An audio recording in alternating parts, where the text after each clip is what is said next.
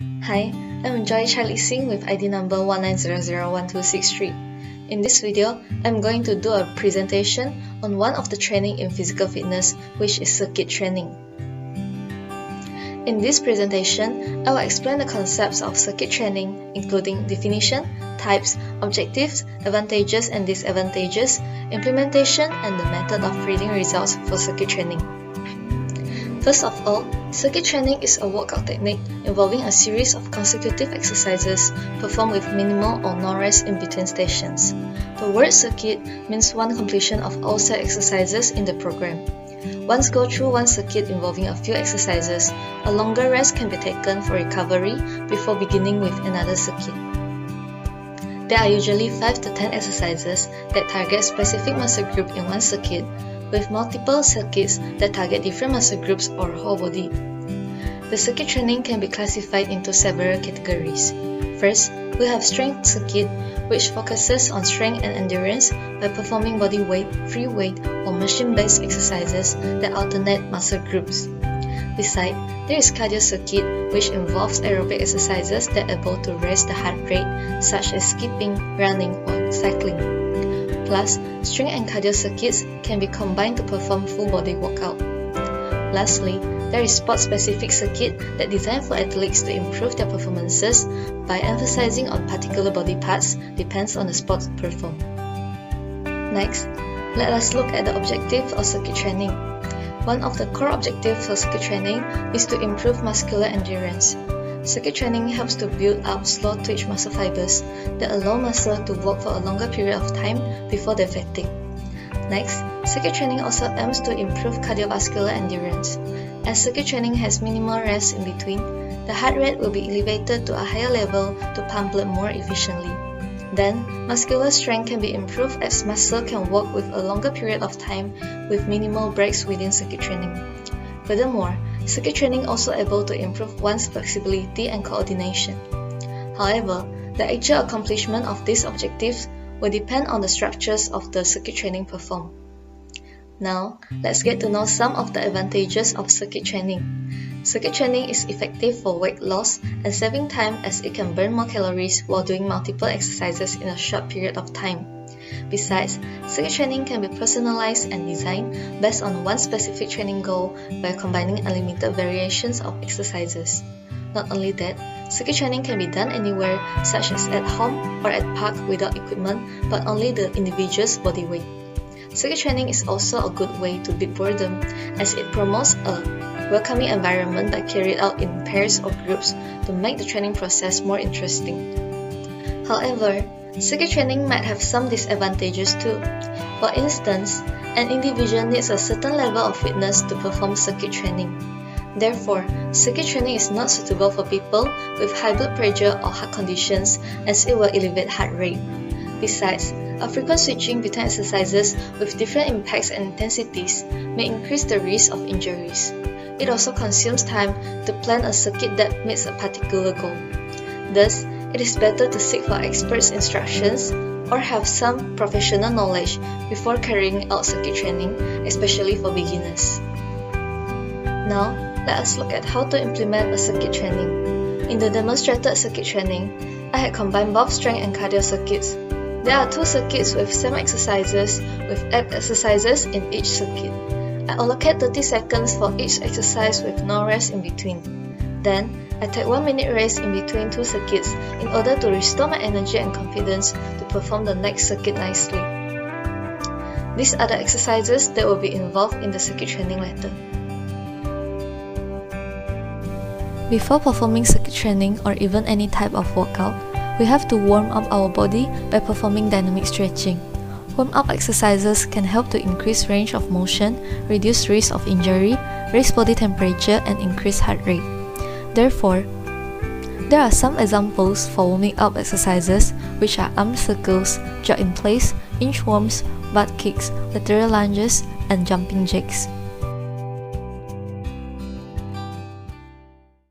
Now, let's look at some exercises that can be performed in a circuit training.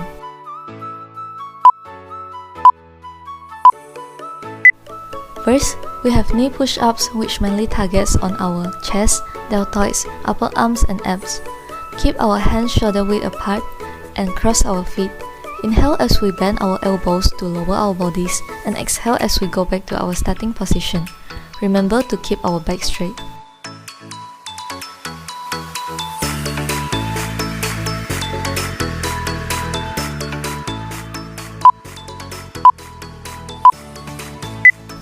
Then, we have bicycle crunches to improve our core strength, especially in lower abs. Lie flat on the mat and place our hands behind our heads. Raise our knees to a 90-degree angle and bring one knee to elbow on the opposite side. Alternate the crunch by touching the other knee with the opposite elbow.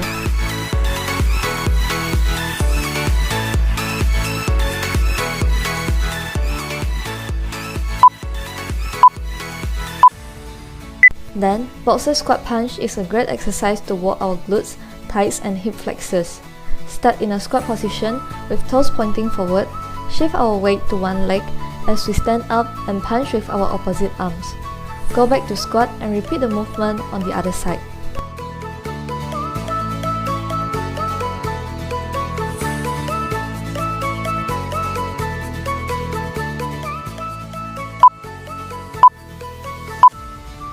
Now, we have high knees, which create longer strides and improve the efficiency overall.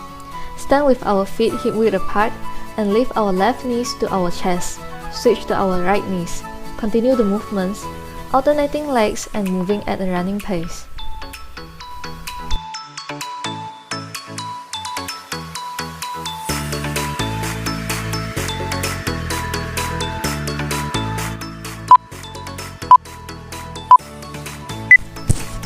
Next exercise, we have back extensions that help to strengthen our back muscles as well as to improve our posture and balance.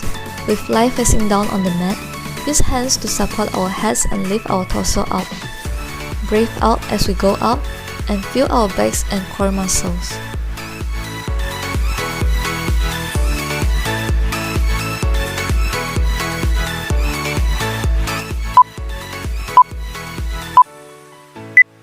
Russian twist is a common abs exercise that strengthens our core, obliques and spine. To perform this exercise, keep our legs bent and elevate our upper bodies until it creates a V with our thighs. Lift our legs off the ground, then start to twist our torso between two sides with our back straight.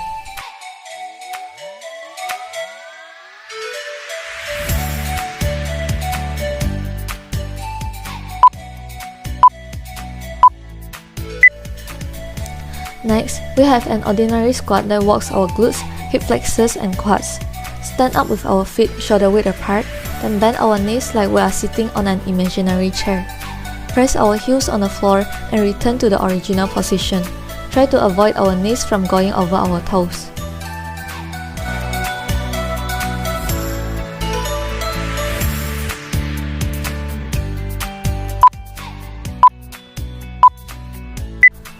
Last but not least, burpee is a full body exercise that works on most major muscle groups while improve our cardiovascular fitness. To do burpee, grow from a squat into a high plank position with our body straight. Do a frog kick to go into a squat. Then, jump or reach our arms above our heads. Land with our knees bent.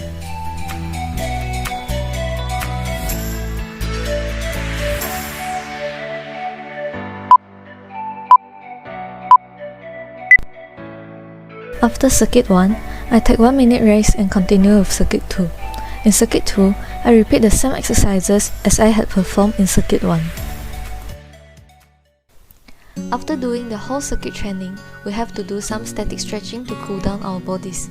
Cooling down is important to release stress and tension in muscle, thus reduce muscle soreness, as well as improve our flexibility. Some examples for static stretching are child's pose, cobra pose, side arm stretch, tricep stretch, quad stretch, and figure 4 stretch.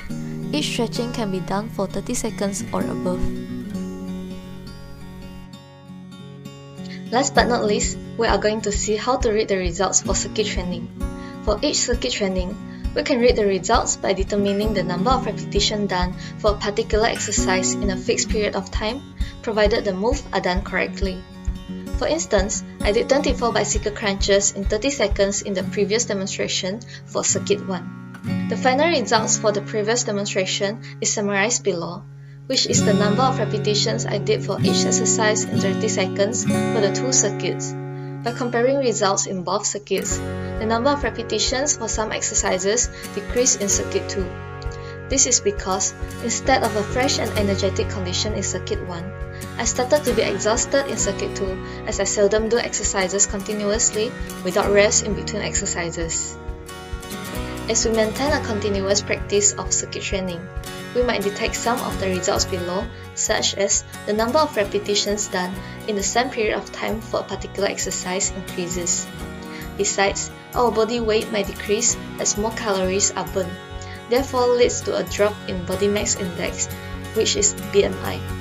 The ideal BMI is in the healthy range of 18.5 to 24.99. Subsequently, a lower body fat percentage will be detected as fats are burned. Furthermore, circuit training results in reduction in insulin and insulin-resistant level. Hence, heart problems such as high blood sugar levels and heart disease can be avoided. That's the end of the video. Special thanks to Mr. Juhaizad for the guidance to complete this video. Thanks for watching.